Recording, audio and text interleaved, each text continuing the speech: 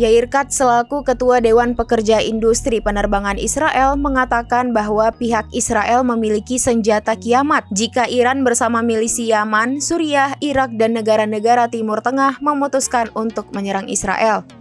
Menurutnya, senjata kiamat tersebut dapat mengakhiri perang dengan cepat dan mematikan.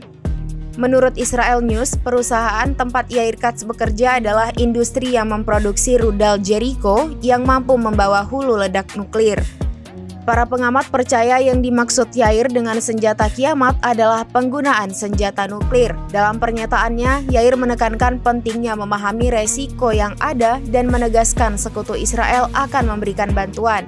Yair juga membicarakan tentang serangan balasan Iran pada Sabtu 13 April 2023 dengan meluncurkan serangan langsung ke situs-situs militer Israel menggunakan lebih dari 170 drone, 30 rudal jelajah, dan 110 rudal balistik dari wilayah Iran melintasi Yordania.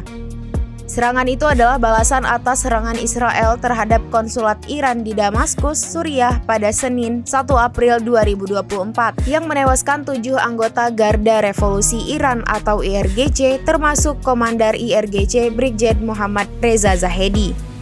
Yair mengatakan Israel sudah mengantisipasi serangan balasan tersebut. Ia mengingat kata-kata CEO industri penerbangan Israel yang bangga telah menyelamatkan pendudukan Israel di Palestina setelah mendapat serangan balasan dari Iran.